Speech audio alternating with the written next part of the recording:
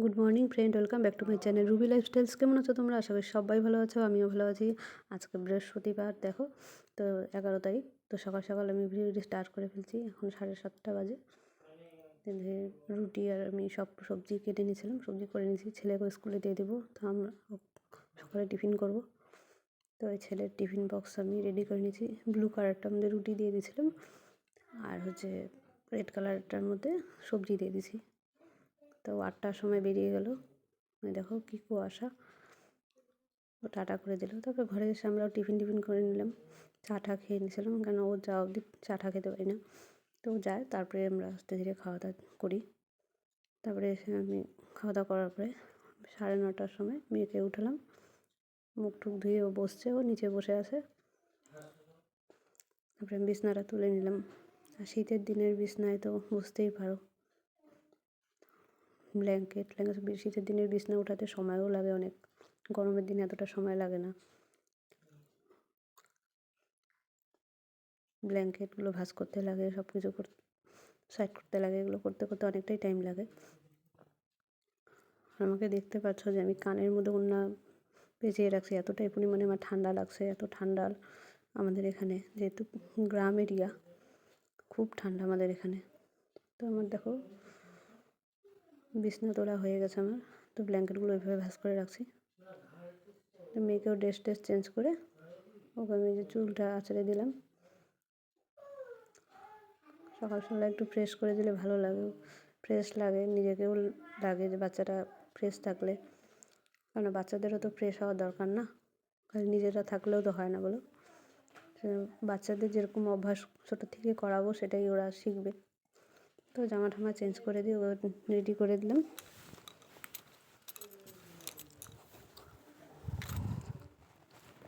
Bag নিয়ে বসে খেলছে। আর আমাদের এখানে এতটাই ঠান্ডা, প্রচুর পরিমাণে ঠান্ডা। তো ওকে আমি উষ্ণ উষ্ণ গরম জল দিয়ে দিয়েছিলাম, খেয়ে নিল। তারপরে ওকে যে কাঠবাদাম দিয়ে দিয়েছিলাম, খেতে চায় না। তো ওকে আমি জিজ্ঞাসা করছিলাম কী খাচ্ছ তুমি, তখন ও বাদাম খাচ্ছি বলছিল। তো এত আস্তে বলছিল, কিচ্ছু শোনাচ্ছিল না। তারপরে বসে বসে খেলো। খাওয়ার পরে ওকে বাদাম খাওয়ানোর পরে ওকে আমি কিছুক্ষণ পরে রুটি খাইয়ে দিয়েছিলাম, রুটি দিয়ে সবজি দিয়ে। তো একটু বাইরে আসছিলাম ফুল নিতে আর কি। তো ফুল টুলও তোলা হয়ে গেছে, ফুল তোলাটা তোমাদের সাথে শেয়ার করতে পারিনি। দেখো কি প্রচুর পরিমাণে ঠান্ডা পড়ছে এখানে, কি কুয়াশা দেখো। আর জামা কাপড়গুলো আমি আগেই সকালে ধুয়ে দিয়েছি, তখনও ভিডিওটা করতে পারিনি, এত পরিমাণে ঠান্ডা আছে। তখন আর ভিডিও করবো না, জামা কাপড় ধোবো, সেজন্য আমি আর ভিডিও করতে পারিনি। দেখো 10টা বাজে, কীরকম কুয়াশা, মেঘলা ওয়েদার, আর খুব ঠান্ডা হাওয়া দিচ্ছিলো। তারপর ঘরে এসে আমি বাসনগুলো মেজে নিলাম। রুটি খাওয়া হয়ে যায়, তো সব বাসন যেহেতু জমে যায়, মেজে নিতে লাগে। একা সংসার যেহেতু, সব কিছু একাই করতে লাগে বাচ্চা সামলে। একজনকে স্কুলে পাঠিয়ে তারপর আরেকজনকে ঘরে থাকা একজনকেও সামলাতে লাগে। যাদের বাড়িতে বাচ্চা আছে তারাই জানে এটা, যে ছোটো ছোটো বাচ্চা থাকলে কী অসুবিধা, বাড়িতে কেউ না থাকলে। অ্যাকচুয়ালি লোক থাকলে কোনো অসুবিধা নেই, কিন্তু যাদের বাড়িতে লোক নেই তাদের খুবই অসুবিধা। একা হাতে বাচ্চা সামলে, সংসার সামলে সব কিছু করতে হয়। তাই বাসনগুলোর জন্য মেজে নিলাম, না তো পরে রাখলে আরও জমে যাবে। খুব ঠান্ডা জল, এতটাই ঠান্ডা জল মানে ধরা যায় না।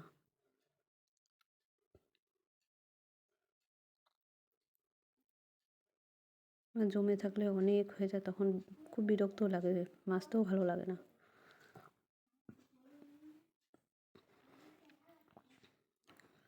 বাসনটা এরকম মাজা থাকলে পরিষ্কারও লাগে, কাজ করতেও ভালো লাগে।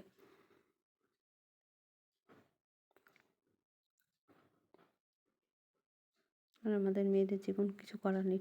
ঠান্ডা হোক গরম হোক, যেরকম পরিস্থিতিতে হোক, সবসময় আমাদের কাজ করতেই হবে। তারপরে আমি ঘরটাও মুছে নিচ্ছি, কারণ পূজা দিব যেহেতু আজকে বৃহস্পতিবার। ঘরের সব কিছু সামলে আমাকে পূজা দিতে হলো। এত ঠান্ডা সেজন্য আমি ঘরটারও মুছে নিচ্ছি, মুছে টুছে নিয়ে আমি পুজো দিতে চলে যাব, পরে এসে রান্না করব।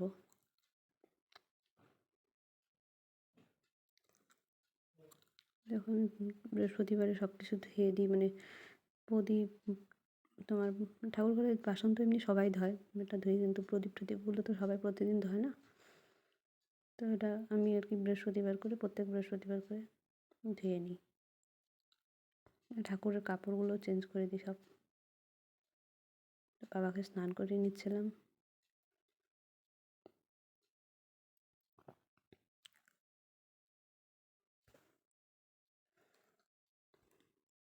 এত ঠান্ডা হয়ে গেল, মানে এত ঠান্ডা, স্নান করে আসছি, তার মধ্যে আমি বসে কাজ করব, কিচ্ছু করতে পারছিলাম। এর জন্য এইভাবে বসে বসে আমাকে ঠাকুর ঘরে বসে কাজ করতে লাগছিলো, মানে ঠাকুরের সব কিছু করছিলাম।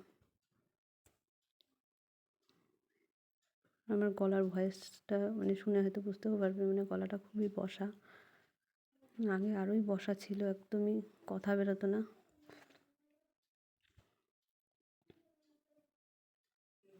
জলটাও খেতে পারতাম না, এতটা মানে টনসিল হয়েছিল, ফুলে গেছিলো। তো এখন একটু কমছে। আমি চন্দন বেটে নিলাম, বাবাকেও পরিয়ে দিলাম, গুরুদেবকে পরিয়ে দিলাম, এদিকে সবাইকে পরিয়ে দিলাম। গোপাল আছে, গোপালের ফটো, গোপালের মূর্তি নেই আমার, ফটো আছে। তো মা লক্ষ্মীর পাশে নারায়ণ আছে, নারায়ণকেও পরিয়ে নিলাম। যেহেতু আজকে বৃহস্পতিবার, ঘট বসাবো, তো ঘট বসানোর জন্য সব ধান দুব্বগুলো রেডি করে নিচ্ছি। আর জোগাড় দিচ্ছি, বিশ্বাস করতে পারবে না তোমরা, মানে এতটা পরিমাণে আমার গলা বসছে, গলার পরিস্থিতি খারাপ। আমার গলা দিয়ে মানে জোগাড় বেরোচ্ছিল না। আমি শঙ্খপুর দিতে গিয়ে আমার খুব কষ্ট হয়েছে, যাই হোক শঙ্খপুরটাও দিয়েছি। যেহেতু মায়ের মানে মা লক্ষ্মীর পুজো, মা লক্ষ্মী এটা সব উপায় বের করে দেয়, অনেক কষ্ট করে বের করতে পারছি, আমি শঙ্খপুরটা দিতে পারছি আর কি।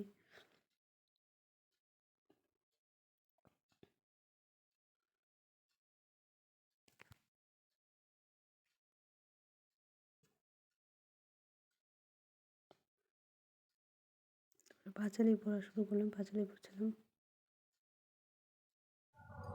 করিতেছে পরিত্যাগ অনের কারণে, বল বল বল দেবী কি পাপের ফলে, ভীষণ দুর্ভিক্ষ সদা মতবাসী জলে, কমলা ব্যথিত হয়ে দুঃখিত অন্তরে কহিল অতঃপর ক্ষুণ্ণমণি বরে, নরনারী দুঃখ পায় সুখের বিষয়, দুষ্কৃতির ফল ইহা জানিবে নিশ্চয়, চঞ্চল আমার নামে কিসের লাগিয়া, কারণ ইহার তবে শোনো মন দিয়া, দিওয়ানিটা অনাচার ক্রোধ অহংকার, অলস্য কলহ মিথ্যা ঘিরেছে সংসার, উচ্চ আসীর উচ্চ ভাষা কহে নারী গণে, সন্ধ্যাকালে নিদ্রা যায় বেহস নয়নে, দয়ামায়া লজ্জা আজি দিয়া বিসর্জন, যেথায় যেথায় তারে সেথায় গমন, না দেয় প্রদীপ তারা প্রতি সন্ধ্যাকালে, ধূপ ধুনা দিতে লজ্জা মনে মনে গণে, প্রভাতেতে নাহি দেয় গোবরের, প্রভাতেতে নাহি দেয় গোবরের ছড়া, ময়লায় নষ্ট হবে তার শাড়ি পরা, লক্ষ্মী অংশে নারী যেতি করিয়া সৃজন, পাঠাইয়াছে মতধামে সুখের কারণ। তারপরে দেখো পাঁচালি পড়া হয়ে গেল। তারপরে এই প্রদীপ টদীপ দেখে নিচ্ছি, ধূপকাঠি দেখে নিচ্ছি, পাঁচালি পড়া হয়ে গেছে আমার। তারপরে একটু কর্পূরের আরতিও করি পুজো দিলে, তো কর্পূরের আরতিটা করে নিচ্ছিলাম।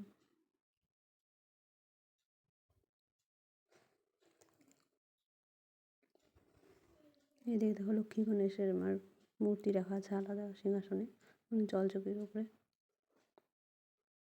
শঙ্খপুর দিতে পারছিলাম না, প্রচণ্ড করেছে, দিতে পারছি না আমি, প্রবলেম হচ্ছে।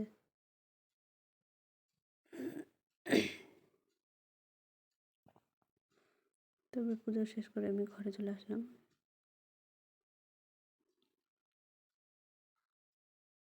তারপরে দেখো আমাদের এখানে মানে কীর্তন হচ্ছিলো, মহাপ্রভুর ভোগ দিয়েছিলাম, তো ভোগ দিছে, তো ভোগ নিয়ে চলে আসছি। মানে নিয়ে আসছে, তোমাদের দাদাই নিয়ে আসছে ভোগ। এখানে দেখাচ্ছিলাম ডাল দিয়েছিলো, লাউ দিয়ে ডাল করছিল, অন্ন ভোগ দিয়েছিলো, মিষ্টি, ফুলকপির একটা সবজি, বাঁধাকপি সবজি, বেগুন ভাজা, আলু ভাজা দিয়েছিলো। তারপরে আমি সেই দিন আর কিছু সেরকম রান্না করিনি। তারপরে মুসুর ডাল করছিলাম আর সব কিছু দিয়ে একটা ভাজা করছিলাম, যেহেতু সব কিছু মানে কতগুলো প্রসাদ আছে, তো আজকে আর কিছু করিনি। তোমাদের ভিডিওটি ভালো লাগে লাইক কমেন্ট এবং সাবস্ক্রাইব করে দিও।